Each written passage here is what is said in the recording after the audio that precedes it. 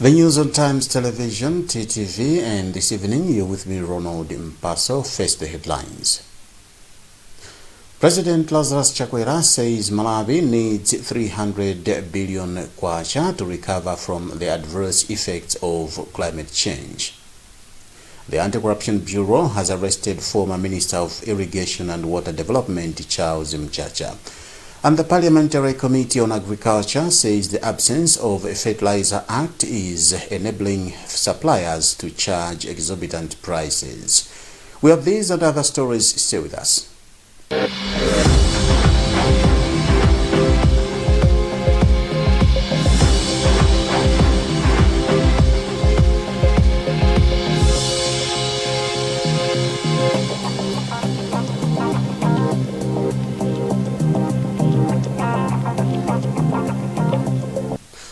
In our first story, President Lazarus Chakwera says Malawi needs about 300 billion kwacha to recover from adverse effects of climate change. Chakwera said this in Lilongwe today when he opened a two-day National Green Climate Conference being held under the theme Corrective Responsibility for Enhanced Climate Action in Malawi. Rebecca Chimjika has more in this report, which is being read by Blessings Mpinganjira. The Malawi leader said climate change and COVID-19 pandemic have brought restrictions to the country's efforts to adapt and build resilience against the impacts of climate change. Speaking in his capacity as SADC chairperson, Chakwera announced that the country will soon be holding a climate change SADC summit that is expected to adopt issues to be presented at the COP26 in Scotland from October this year. I'm proud to say that because of our commitment to this principle, Malawi has become a world leader in the race to create an environmentally sustainable society and economy. For my part, my vision is the creation of a green Malawi, and I call on all citizens, public sector institutions, private sector players, and development partners to partner with my administration in stepping up efforts to make and keep the warm heart of Africa the greenest economy and society on the continent. United Nations Involvement Program Regional Director for Justice, Juliet Biao Kodenopu, urged Malawi to invest in climate change resilience. UN Resident Coordinator Maria Jose Torres said they are committed to support Malawi in mobilizing resources for accelerating action in fighting climate change in Malawi. The role of the international financial institutions is extremely important. I think we are all compelled to provide creative solutions. Minister of Forestry and Natural Resources Nancy Tembo said a recent study by Intergovernmental Panel on Climate Change shows that ongoing emissions of warming gases could reach 1.5 degrees by 2030, which is bad news for Malawi.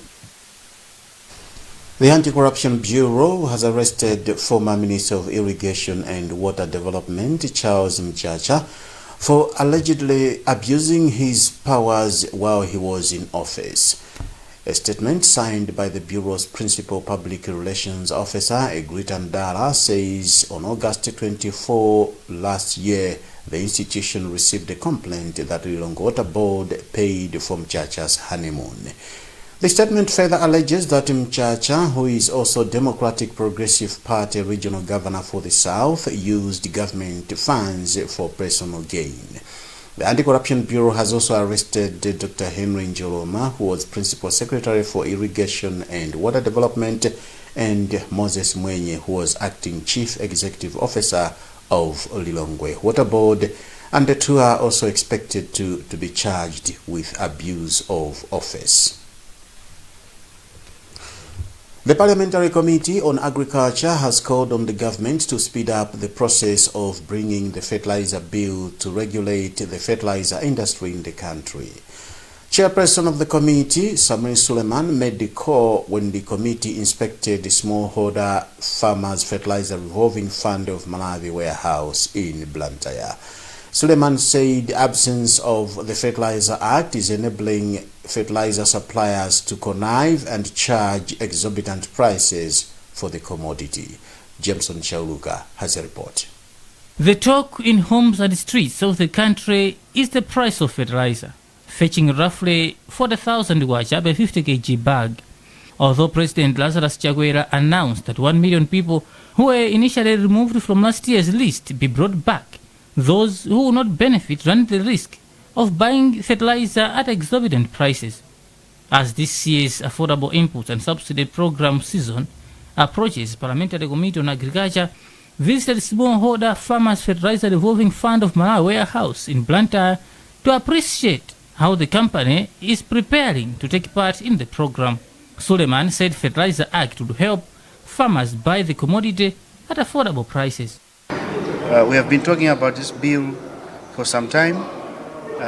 I personally vowed to say if it's not coming this year, I will bring it as a personal private members bill.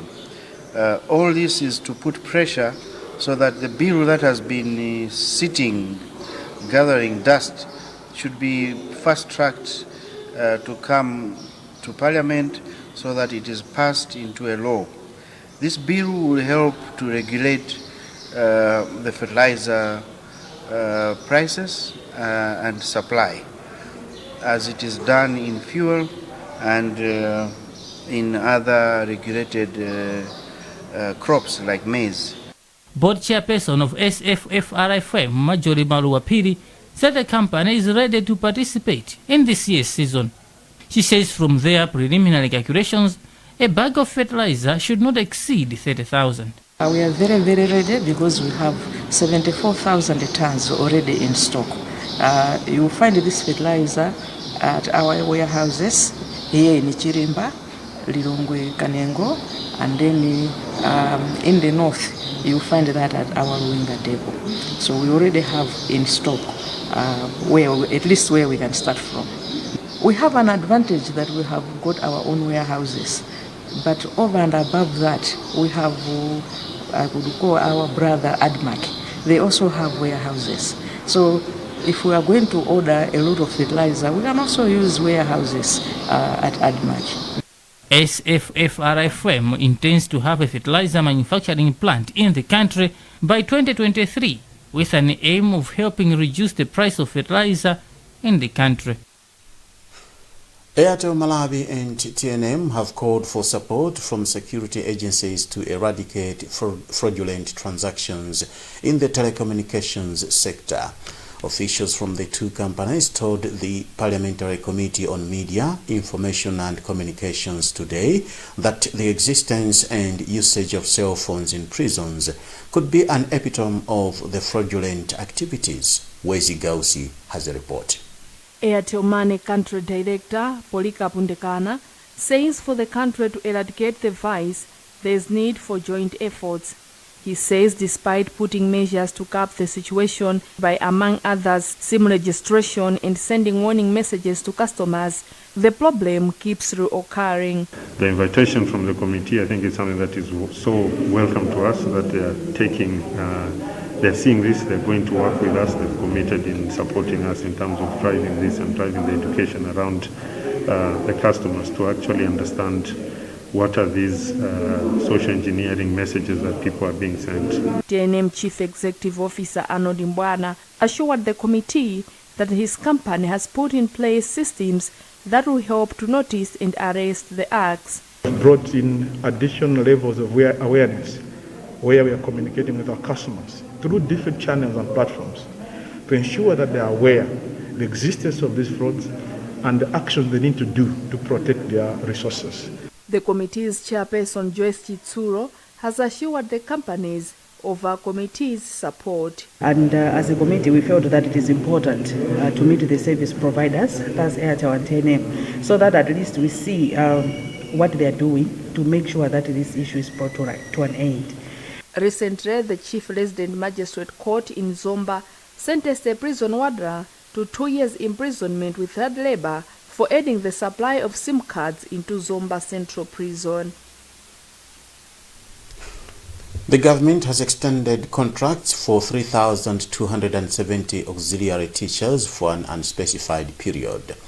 The auxiliary teachers, the Teachers Union of Malawi, TUM, and Civil Society Education Coalition, CSEC, have however questioned the Ministry of Education for not coming out clearly on the period of extension and the amount of money the teachers will be receiving.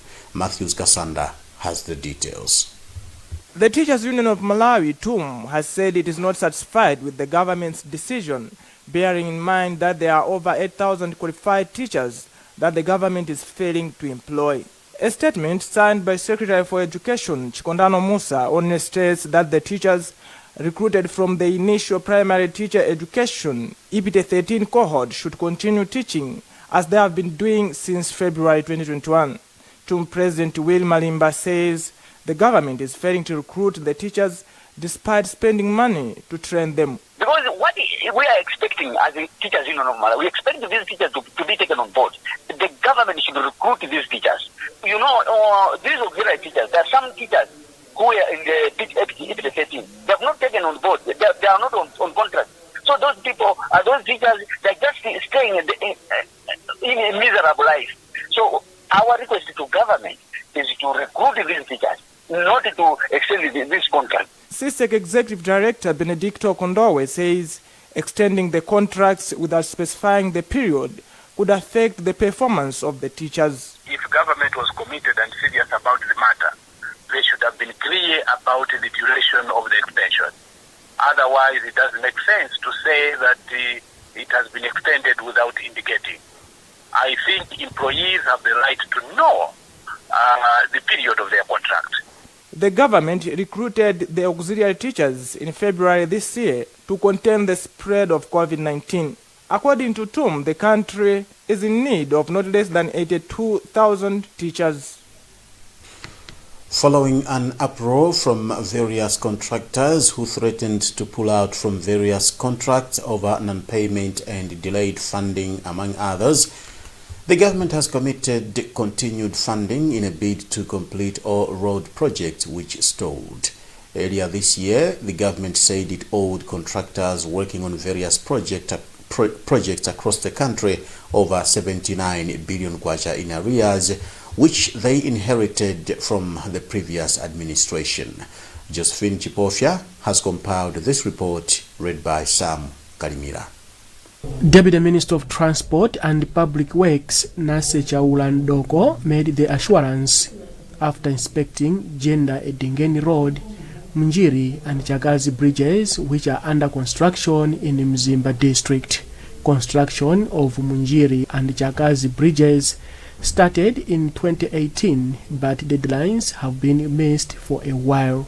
Ndoko said the newly introduced Integrated Financial Management Information System had some challenges which needed familiarization by some government controlling officer, a challenge that has been addressed. Let me assure the people of Jenda Edingeni that the Tose Alliance government will try its best to pay the contractor. The 15.8 project, about 6.7 billion. We are owing the contractor less than 2 billion. Roads Authority Board Chairperson George Ngani expressed satisfaction with progress of the project, saying the contractors are maintaining the quality of work with speed, which gives an assurance that the projects will be completed within the specified period. A project that is very dear to the heart of the leadership of the country, President, but also is a project that is very dear to the Roads Authority Board. I am impressed with the quality that we are seeing, and we trust that the contractor will maintain the standards. Traditional Authority Kampingo Siwande commended the government for the commitment it has made, saying mobility challenges affecting business and health service delivery will be addressed. The 6.7 billion kwacha Jenda Edingeni Road, which was supposed to be completed on February 22nd, 2020, is expected to be finalized by October 22, 2021. You're watching the news on Times Television, TTV. We now take a break. We'll be back shortly.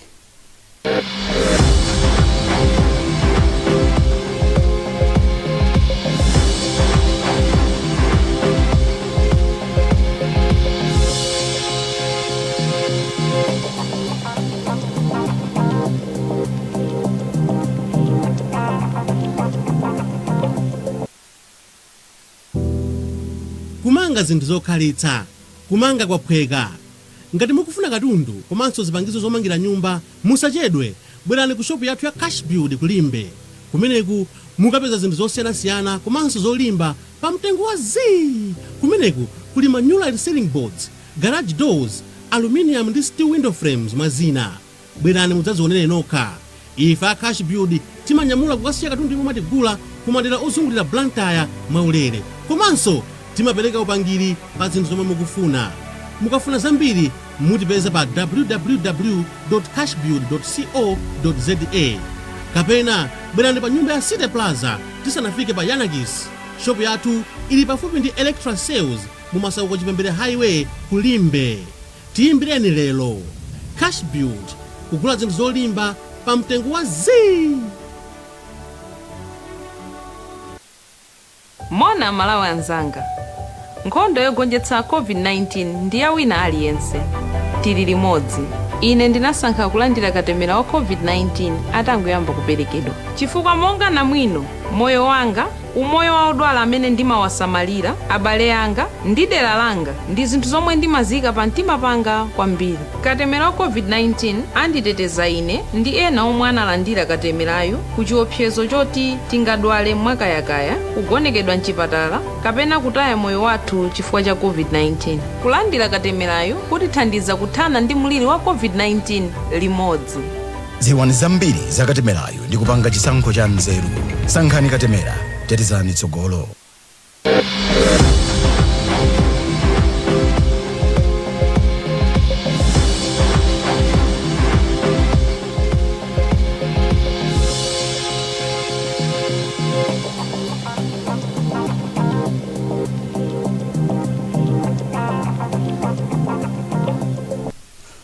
Welcome back.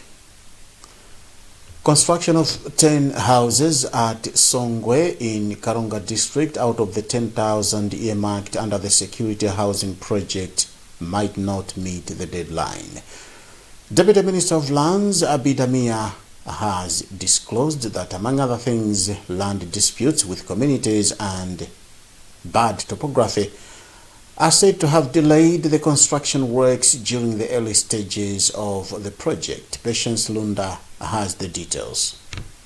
Mia made the remarks on Wednesday when she inspected the construction works of the houses at Ipiana and Songwe in Karonga district.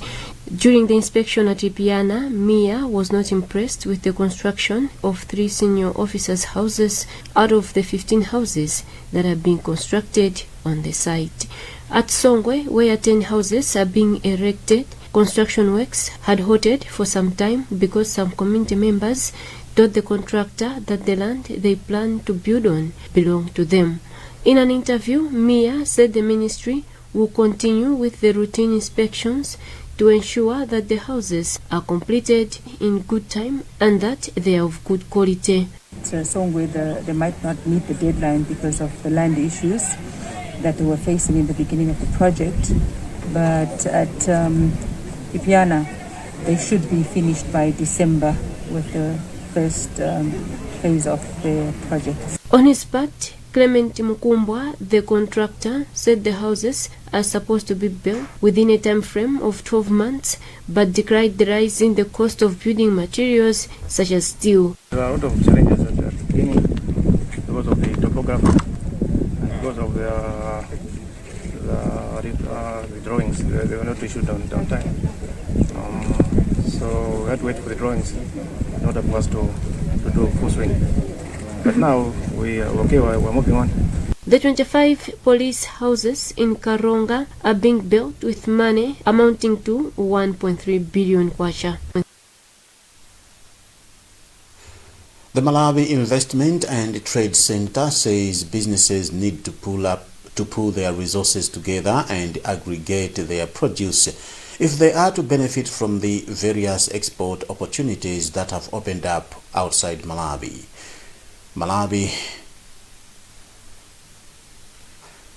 The board chairperson for the organization, Carl Chokoto, said there is a huge demand for various agriculture products in several countries and therefore the need for the country to move strategically to seize the opportunities. Chokoto explains. We do know that there are some traders who are big and can supply certain volumes. But we also know that there are a lot of smallholder farmers. But if you take just one smallholder farmer to satisfy the demand that is there, it's not possible. So there is a need to start to think that, if I work together with so and so, we can win. As opposed to, I can't supply and therefore all of us lose. It doesn't make sense that all of us lose. Carl Chokoto of MITC. And the Ministry of Agriculture has set its sights on introducing livestock as an alternative product to fill up the economic deficit created by underperformance in the crop industry. The Ministry's Director of Administration, Maxwell Tsitsi, was speaking yesterday in Dowa District during a workshop on development of value chain analysis and mapping tools for red meat and live animals in the Southern African Development Community SADC region. Ellen Pindani has more in this report. Says said that livestock has the potential to boost the economics of the country and nutrition well-being of the people, particularly the rural farmers. Some areas, the maize is not favorable because of the climatic conditions in those districts. So for years, farmers have been crying that the inputs you are giving us are not conducive to our environment. Can we have an alternative on the subsidy? So for the first time, this year government has thought it wise to include goats. We are starting as a pilot in the lower Shire districts of Chikwawa and Sanje. Once if successful, this initiative will roll out to other districts in the country. Minister of Agriculture, Director of Animal Health and Livestock Development, Patrick Chigungwa, has advised rural farmers to embrace the new development. We want them to recognize that livestock can create wealth, can create employment. So we are there, I think, as a ministry and as a department, to offer to give them all the necessary technical information. According to the Minister of Agriculture, Malawi has a population of close to 2 million beef cattle and over 11 million goats. FDH Bank has donated 1.5 million kwacha to the Association of Environmental Journalists. The money will cater for the association's annual general meeting scheduled for next month in Lilongwe. The money will specifically sponsor 3 categories, namely the Green Photojournalist of the Year, the Green Accountability Award, and the Green Documentary Award. FDH Bank's Public Relations and Brand Activation Officer, Lorraine Chikula, said the work the association does resonates with their environmental agenda. As a bank, we've seen over the years the role that the Association of Environmental Journalists is playing in the country, and we applaud this role. But we don't want to stop there. We wanted to give them support since they are holding their annual General Assembly in September. And we have provided 1.5 million kwacha towards the Green Awards, Media Awards. We're going to sponsor 3 categories: the Green Photojournalist of the Year, the Green Documentary of the Year, and the Green Accountability Award. And also, as FDH Bank, we have our sustainability program, FDH Cares. Under this program, one of the pillars is our environment. And we have several initiatives that as a bank we are also running to promote and protect the environment and conserve it, including a plan to plant 1 million trees by 2024. So it is important for us as well to support the other associations and organizations in the country that are also working towards a similar goal. FDH Bank Public Relations and Brand Activation Officer Lauren Chikula. An Association of Environmental Journalists Vice President Wezi Mirongo Chamaza thanked the financial institution for the donation. Yeah, as the Association of Environmental Journalists, AEJ, we are so grateful to FDH Bank for supporting us with 1.5 million kwacha towards our Green Awards. We are having the Green Awards in Lilongwe next month. So we've been calling various partners to be part of us in this green journey. And out of many partners that we have, FDH came through with the support. So the 1.5 million kwacha will go towards some categories in the awards. There are 3 categories that FDH will be supporting. So we are so grateful to FDH because we know there are a number of institutions, including banks, that are struggling financially due to the COVID-19 pandemic. So it takes a true partner to come forward and assist. So we are so grateful to FDH for the support. That's the news for now, but before we go, the headlines again. President Lazarus Chakwera says Malawi needs 300 billion kwacha to recover from the adverse effects of climate change. The Anti-Corruption Bureau has arrested former Minister of Irrigation and Water Development Charles Mchacha. And the Parliamentary Committee on Agriculture says the absence of a Fertilizer Act is enabling suppliers to charge exorbitant prices. Remember, you can get more on these and other stories by visiting our website www.times.mw, liking our Facebook page Times360 Malawi, and following us on Twitter at Times360 Malawi. Remember to wash your hands regularly, observe social and physical distance, and mask up. Stay safe. You've been with me, Ronald Mpaso. Have a lovely night.